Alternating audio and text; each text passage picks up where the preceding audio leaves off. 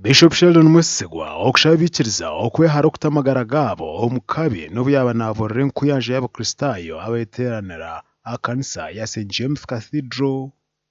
aha ruzinduko rwe abwa parish egi eya St James Cathedral. Kubasa kunoza kushisha hariho umwoyo warahanga orugambaniwe kandi n'omuzigo sitana akagira ebyakutenseza toroku nari tora omuhanda omwoyo warahanga ashemere kwereka omuhanda ogushyikire. Bishop Sheldon Mwesigwa nayihanangiriza abantu mwena okonja kufa amagara ganyu obu n'okwetantara ebyona ebyakongera kugata omukabi. Omutima ebirungi binyongwe kwereba ebindi ebyahandi kandi oyebwa iwe mukama arahanga ebyakoze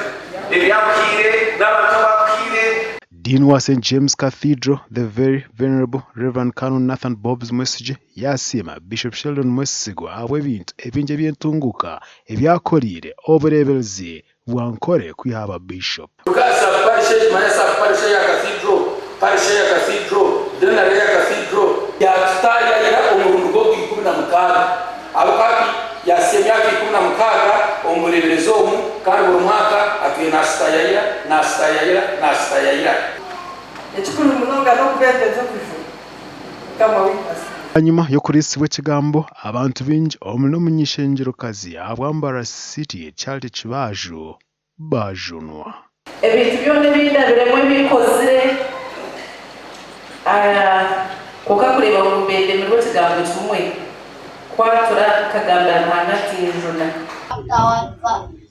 Verse 37, it says, for nothing is impossible with God.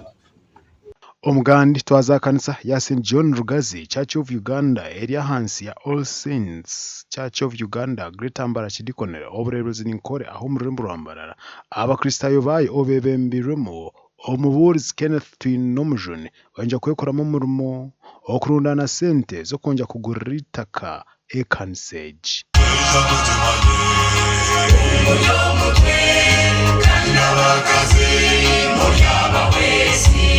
Miliyoni 200 ruhanga twasize twabasa kushashuraho miliyoni 50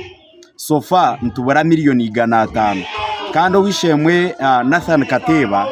neiba witu owatuguriza itakeri akatwereza umwaka gumwe okubasa kushashura sente ezo okutandikana no kwezi kwa kana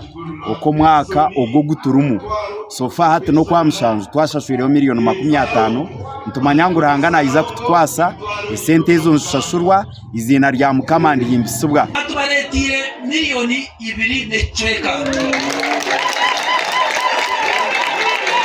okushemerwa kwingi nanyiremwe mutwaro yaje mushaho nayo kandi ongere muzibishatu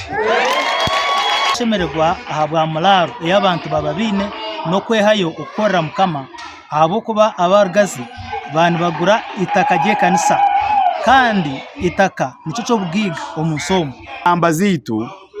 waba nonda kutwereza akasente norabera aha nambeji twina account number omu Merini ya Musako 2012 eri 20 00 23